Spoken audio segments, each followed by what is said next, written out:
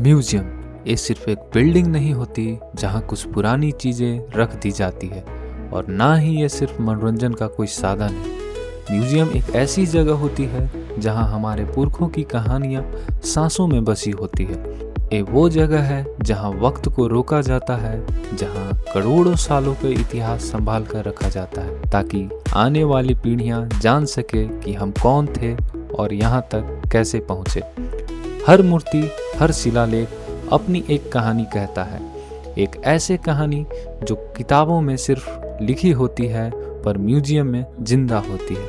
और आज हम जा रहे हैं एक ऐसे ही म्यूजियम में जो सिर्फ बिहार का ही नहीं बल्कि भारत के सबसे पुराने और इतिहास से भरे म्यूजियम में से एक है। और बंधुगण, क्या हालचाल। तो आज हम आए हैं पटना म्यूजियम घूमने, क्योंकि हमने इसके बारे में पढ़ा कि एक इसमें ऐसा मूर्ति है जो दर्शाता है बिहार के सबसे पुराने इतिहास को, यानी मौर्य काल के इतिहास को। तो चलिए हम सारा देखने वाले हैं, इसमें जितना भी 7 गैलरीज है सारे को एक्सप्लोर करने वाले हैं। तो चलिए सबसे पहले तो हम लोग शुरू करते हैं। अभी हम लोग इंटर कर चुके हैं यहाँ पर, वहाँ पर गेट है, वहाँ पर गेट है, और इधर अगर गेट से आते हैं तो यहाँ पर रखा हुआ है सबसे पुराना तोप, और इसमें पार्क है, एक तरह से देख सकते हैं आप, पार्क है यहाँ पर। और ये है उस टाइम का, ब्रिटिश काल का जो तोप था उस टाइम का ये है। ऐसे ही बहुत सारे धरोहर को संजोग के रखा गया है इस प्रांगण में। तोप देखने के पश्चात हम लोग बढ़ चलते हैं अपने पहले गैलरी को एक्सप्लोर करने। सबसे पहले तो हमें यहाँ पर गेट पर रोका जाता है और बताया जाता है कि बैग को जमा करना है। तो हम बढ़ चलते हैं बैग को जमा करने के लिए। तो हमने अपना बैग जमा कर चुके हैं और अब हम लोग एक्सप्लोर करने वाले हैं इसके इंटीरियर को। ये आपको इंट्रोडक्शन नहीं दिए इन दोनों का, ये हमारे दोस्त प्रिंस और ये हैं हमारे दोस्त रोशन, जिनसे आप मेट्रो के वीडियो में मिल चुके हैं। सबसे पहले तो हम लोग इंटर कर रहे हैं गंगा दीर्घा के अंदर, गंगा गैलरी। जैसे ही हम लोग इंटर करते हैं गंगा गैलरी के अंदर तो हमारा माइंड ब्लो अप हो चुका था। We are pretty much impressed with this interior design. और यहाँ पर जितनी भी चीज़ें थी वो सारी एकदम अद्भुत नज़र आ रही थी, जो अरेंज की हुई थी। लग रहा था कि जैसे जीवंत हो। हम लोग इस नज़ारे से इम्प्रेस हुए ही थे कि हमें झटका लगता है और हमें मना कर दिया जाता है वीडियो शूट करने से। तो जैसे टिकट तो दिया है ना कैमरा के लिए? कैमरा टिकट लिया है? हाँ, ये क्या है, कैमरा के लिए वो टिकट है हम लोग का।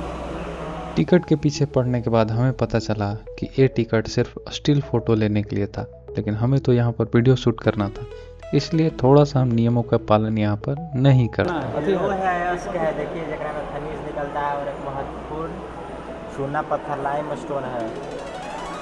इन पत्थरों के बगल में एक पत्थरनुमा आकार का दिखने वाला चीज़, ये कोई पत्थर नहीं बल्कि एक पेड़ है, जो कि 200 मिलियन ईयर पहले यानी 20 करोड़ साल पहले का ये पेड़ है। जो इसकी कुल लंबाई 53 से लेकर 58 फीट है, यानी अगर मीटर में नापा जाए तो 16 से लेकर 18 मीटर। ये जो पेड़ है वो डायनासोर के पीरियड का है, यानी जब धरती पर डायनासोर रहते थे तब का है। इसे 1927 में वेस्ट बंगाल के अंसोल से प्राप्त किया गया। इस पेड़ के अपोजिट में श्री राम के कमल चरणों का निशान रखा गया था।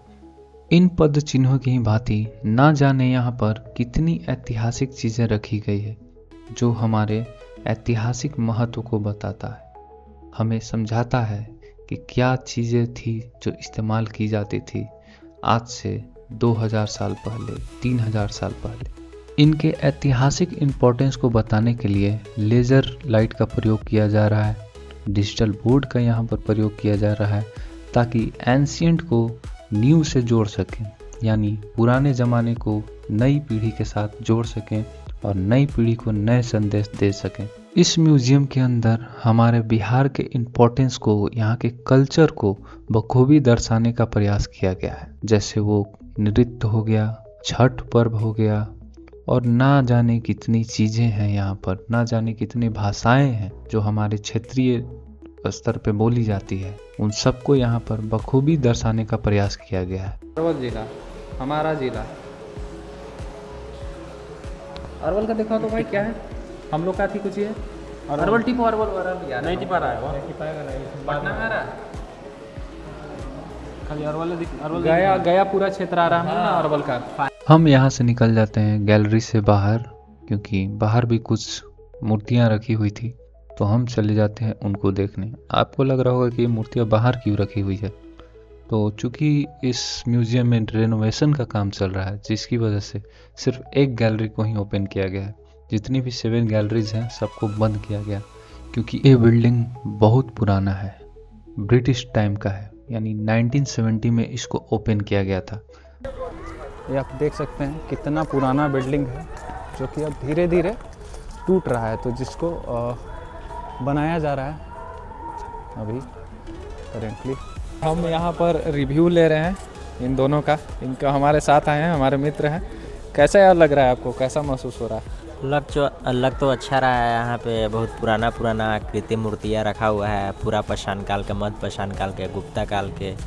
लेकिन थोड़ा यहाँ स्टाफ का बिहेवियर है जो सही नहीं है। ठीक है, आप 2 फीट ब्लॉक भी हैं, फिर भी आपको बोला जा रहा है कि दूर ही रहिए। हर स्टाफ दूसरा आ रहा है, आप बोल रहे हैं दूर रहिए। हम घूमने आए हैं, उनका इंस्ट्रक्शन सुनने आए, हमको तो समझ में नहीं आ रहा है। छोड़िए, जो है वो है, क्या करिएगा। चलिए, तो ऐसे तो टूरिज्म नहीं ना चलता है दोस्त। अभी हम आपको दिखाते हैं लॉर्ड हार्डिंग का प्रतिमा जो यहाँ पर है। ये है लॉर्ड हार्डिंग का प्रतिमा यहाँ पर।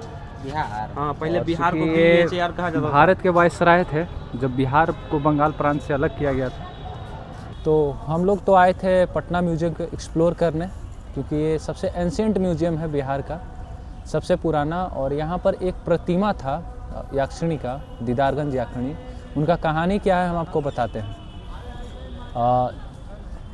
दीदारगंज एक गांव है, पटना ज़िला का ही एक गांव है दीदारगंज, गंगा के तट पर बसा। तो वहाँ पर क्या था कि जो प्रतिमा है उसका कुछ हिस्सा बाहर था, यानी कि एक तरह से पत्थर की तरह था। लेकिन जो धोबी वहाँ पर थे, जो कपड़ा खींचने का काम करते हैं, वो लोग उस पर कपड़ा धोते थे, लेकिन उनको पता नहीं था कि ये क्या था। तो क्या है कि एक दिन सांप आया और उसके साइड में जो बिल था उसमें घुस गया था। तो घुसने की वजह से क्या हुआ कि उन लोगों ने सोचा कि भाई सांप यहाँ पर आ गया है, अब कोई को काट ले, हानि हो सकता है किसी को कपड़ा खींचते वक्त। तो वो लोग क्या किए कि उसको खोदना शुरू किए, उस जगह को खोदना शुरू किए। तो पत्थर के पास ही था ना, तो मूर्ति निकलना वहाँ से स्टार्ट हुआ। जो मूर्ति का जो जो ऊपर वाला हिस्सा था, जो पीछे वाला हिस्सा था वो तो ऊपर था, और जो ऊपर वाला हिस्सा था वो मिट्टी के अंदर था। तो खोदना चालू किए और वो निकला। और वो मूर्ति ना सिर्फ पटना म्यूजियम का, बल्कि उसको बोलते हैं कि बिहार का या फिर भारत का इतिहास को अगर हम देखें 2300 साल पहले, यानी मौर्य साम्राज्य के टाइम का वो प्रतिमा है जो निकला वहाँ से। और वो प्रतिमा का एक कहानी ये है कि उसको ना जाने कितने देशों में घुमाया गया, हर जगह वो प्रतिमा विवादित है एक तरह से, हर देश में घुमाया गया, हर जगह। लेकिन उसको घुमाने के दौरान ही क्या हुआ कि उसका एक साइड का जो है हाथ वो टूट गया। तो पटना म्यूजियम में जब वो वापस आ रहा है वो, तो पटना म्यूजियम उसको एक्सेप्ट करने से इनकार कर दिया। कह रहा है कि मुआवजा जब तक नहीं दिया जाएगा तब तक उस मूर्ति को नहीं एक्सेप्ट किया जाएगा। हम लोग का मेन पर्पस था वो प्रतिमा को देखना। हम लोग यहाँ पर आए थे उस प्रतिमा को देखने, लेकिन पता चल रहा है कि उसको भी यहाँ से शिफ्ट करके बिहार म्यूजियम में डाल दिया गया है। तो मतलब कि एक तरह से महसूस हो रहा है कि हम लोग का पागल बनाया गया है, क्योंकि जैसे बाकी लोग फ़ोन लेकर आए उनका कोई पैसा नहीं लगा, हम लोग कैमरा लेके आए। लेकिन यहाँ पर बोला जा रहा है कि कैमरा आप फ़ोटो खींच सकते हैं। अरे भाई, तो कैमरा लाए हैं तो फ़ोटो क्यों खींचेंगे यार? लाए हैं वीडियो बनाने के लिए, कुछ दर्शाने के लिए, कुछ इतिहास बताने के लिए। लेकिन अभी रिनोवेशन का काम चल रहा है, जिसकी वजह से सिर्फ एक गैलरी जिसका फुटेज अभी तक आप देखें वो सिर्फ उतना ही है, बाकी सब तो ठीक ही है। अब हम लोग जा रहे हैं अपने रूम की तरफ, क्योंकि अब जाएंगे, खाना बनाना है, खाना भी है। तो चलिए मिलते हैं आपसे किसी और वीडियो में, तब तक के लिए बाय।